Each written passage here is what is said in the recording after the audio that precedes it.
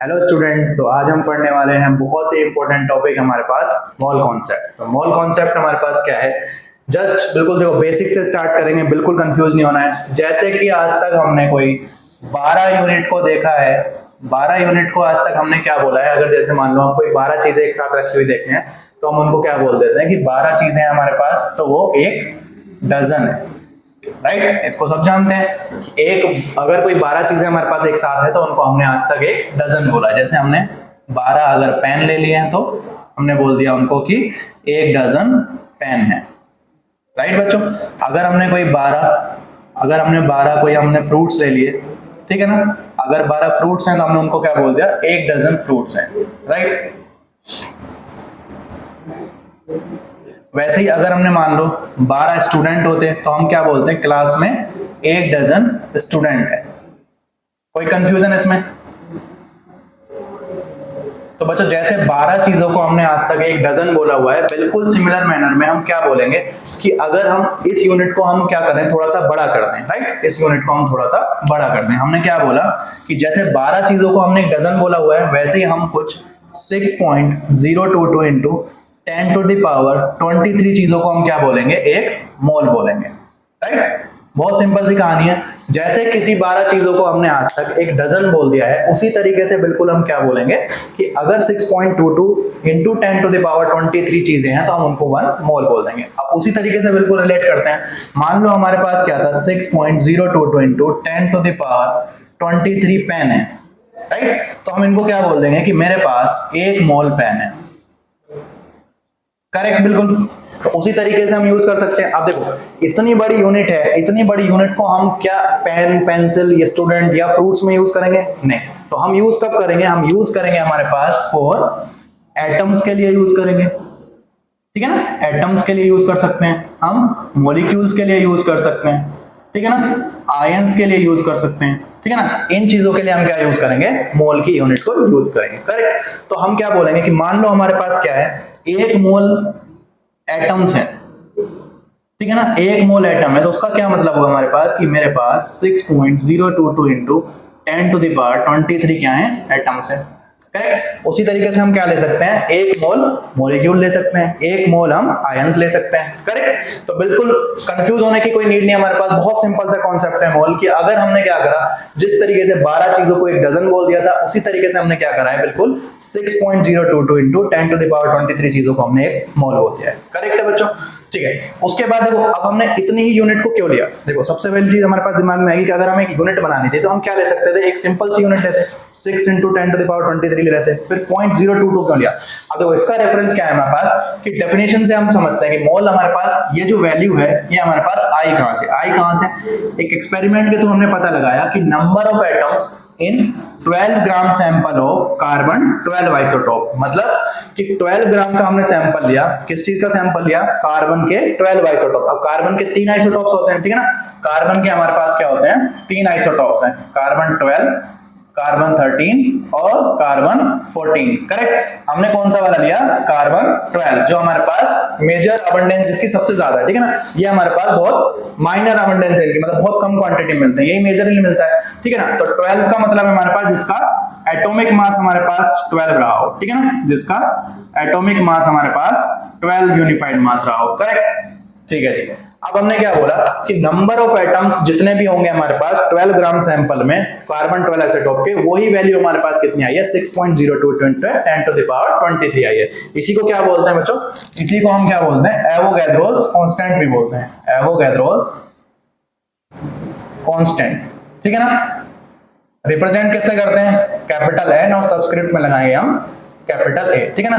कहीं पे N A लिखा दिख जाए मतलब हम किसकी बात कर रहे हैं, एवोगैड्रोस कांस्टेंट की बात कर रहे हैं, ठीक है ना। वैल्यू कितनी होती है, 6.022 into 10 to the power 23, okay. अब देखो इस वैल्यू को हम देखो सिंप्लीफाई करते हैं। देखो ये कंफ्यूजन में लाता है कैसे हमने कैलकुलेट किया होगा। वैसा तो नहीं है कि एवोगैड्रो ने एक एक एटम को काउंट किया होगा, राइट। तो उन्होंने क्या करा, देखो सिंपल सा तरीका है कि मान लो हमारे पास कितना सैंपल लिया, नंबर ऑफ एटम्स कैसे निकाल सकते हैं हम, नंबर ऑफ एटम्स कैसे निकाल सकते हैं, number of atoms is equal to given mass, right, given mass divided by हमारे पास क्या हो जाएगा, मास ऑफ वन एटम, इसमें तो कोई कंफ्यूजन नहीं है भाई, कितने मास में कितने एटम होंगे तो हम कैसे निकालेंगे, जितना भी मास गिवन है और मास ऑफ वन एटम कर देंगे।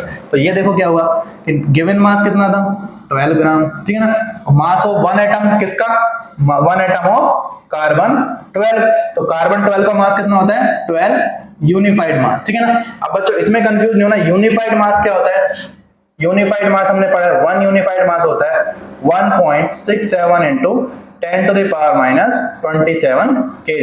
अब ग्राम में लिख दे तो कितना हो जाएगा 1.67 into 10 to the power 24 minus के ग्राम, करेक्ट, ये वैल्यू है हमारे पास। अब जब हम इसको डिवाइड करेंगे इससे, इधर देखो हमारे पास, जब हम इसको डिवाइड करेंगे 12 ग्राम, ठीक है ना, डिवाइडेड बाई 12 इंटू यूनिफाइड मास की वैल्यू रख देंगे 1.67 into 10 to the power minus 24 ग्राम, ग्राम से ग्राम कैंसिल, 12 से 12 कैंसिल, और यही वैल्यू हमारे पास आती है 6.022 into 10 to the power 23, correct. और इसी को हमने क्या बोला हुआ है 1 मोल बोला हुआ है। तो समझे बच्चों क्यों हमने हमारे पास इस टाइप की यूनिट लिया, क्यों, अगर हमें बड़ी यूनिट लेनी थी जैसे डजन 12 सीधे सीधे यूनिट है, वैसे हमने सीधे 10 की पावर 25 10 की पावर 23 क्यों नहीं ली, तो हमने वैल्यू कहां से निकाली है, इस हमारे पास डेफिनेशन से, करेक्ट। इसके बाद हमारे पास एक बहुत जरूरी चीज आती है कि इसको पढ़ने का फायदा क्या हुआ, ठीक है ना, इसको पढ़ने का फायदा क्या हुआ। तो हम पहला इसका मेजर यूज देखते हैं हमारे पास कहां पे, मोलर मास में, ठीक है ना,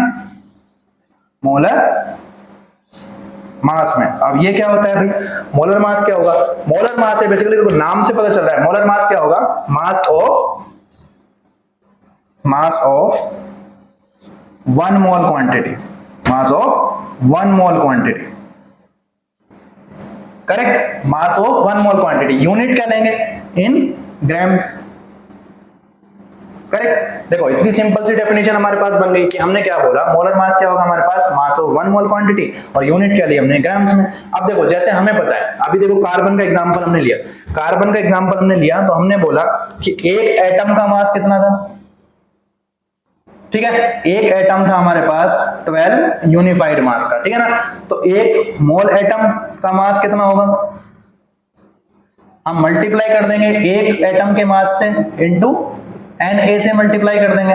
कोई दिक्कत इसमें बच्चों कि भाई अगर मान लो एक आदमी का वेट जो है 50 केजी है, तो 5 का निकालना होगा 50 केजी वाले का, तो इनटू 5 कर देंगे, करेक्ट है ना। तो वैसे हमने क्या करा कि 12 यूनिफाइड मास था, मल्टीप्लाई कर दिया हमारे पास एक मोल एटम से, करेक्ट। तो इसको अगर सोल्व करें तो 12 इंटू, अगेन हम यूनिफाइड मास की वैल्यू रख देंगे 1.67 इंटू 10 की पावर माइनस 24, और एवोगैड्रोस कांस्टेंट की वैल्यू रख देंगे, कितनी होती है हमारे पास बच्चों 6.022 into 10 to the power 23, correct है। इसको अगर हम सोल्व करेंगे, देखो अभी हमने क्या सोल्व करा था, 1/u सोल्व किया था, तो वो कितना आया था हमारे पास, 1/u कितना आया था 6.022 इंटू 10 टू द पावर 23। तो अगर हम इसको मल्टीप्लाई करेंगे, इधर देखो इसको अगर हम मल्टीप्लाई करेंगे, मतलब यूनिफाइड मास और एवोगैड्रोस कांस्टेंट को मल्टीप्लाई करेंगे तो हमारे पास क्या आएगा 1 ग्राम आएगा। तो इससे क्या मिला हमारे पास 12 ग्राम, ठीक है ना, यानी कि 1 मोल कार्बन हमारे पास क्या होगा 12 ग्राम हमारे पास उसका क्या होगा मास होगा, ठीक है ना। मोलर मास क्या हो गया हमारे पास 12 ग्राम हो गया, करेक्ट। इतनी बात समझ में आई। तो सिंपली देखो, अब देखो इसमें कंफ्यूज नहीं होना कि हमने क्या करा। देखो अब सिंपल सी ट्रिक है हमारे पास बिल्कुल इजीली कि हम क्या कर सकते हैं कि जो भी आज तक हमने एटॉमिक मास याद किए हैं, जो भी हमने मॉलिक्यूलर मास याद किए हैं, बस हमें क्या चेंज करना है। देखो हमने 12 पहले से पढ़ा हुआ था, हमने क्या करा बस ग्राम लगा दिया, 12 यूनिफाइड मास से ग्राम लगा दिया, ठीक है ना। तो कितना सिंपल चीज है हमारे पास। देखो अगर हमारे पास जैसे मान लो हाइड्रोजन है, ठीक है ना, हाइड्रोजन का एटॉमिक मास था कुछ, हाइड्रोजन का एटॉमिक मास था, ठीक है ना, और हम क्या ले सकते हैं हमारे पास मोलर मास ले सकते हैं। तो आज तक अगर हमने हाइड्रोजन का मास 1 यूनिफाइड मास पढ़ा है, तो अब क्या हो जाएगा वो मोलर मास 1 ग्राम हो जाएगा। बस हमें क्या करना है यूनिट को रिप्लेस करना है। जैसे हमने मान लो ऑक्सीजन का मास पढ़ा है, आज तक हमने कितना पढ़ा था 16 यूनिफाइड मास, तो अब वो कितना हो जाएगा 16 ग्राम हो जाएगा। कोई दिक्कत इसमें। एक मॉलिक्यूल का एग्जांपल ले लेते हैं, मान लो हमने क्या लिया CO2 ले लिया, करेक्ट। तो इसका मॉलिक्यूल का मास कितना था, मॉलिक्यूल का मास कितना था हमारे पास 44 यूनिफाइड मास, ठीक है ना।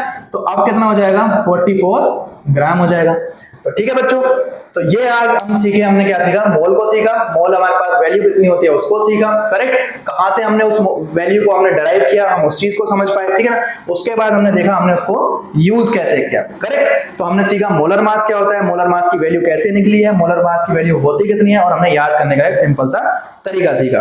तो आई होप सबको ये बेसिक कॉन्सेप्ट बिल्कुल इजीली समझ में आया होगा, ठीक है ना। मिलते हैं नेक्स्ट वीडियो में जिसमें हम सीखेंगे वाई मैप के बारे में और थोड़ा और डिटेल में देखेंगे कैसे हम इन चीजों को डील करते हैं। Thank you.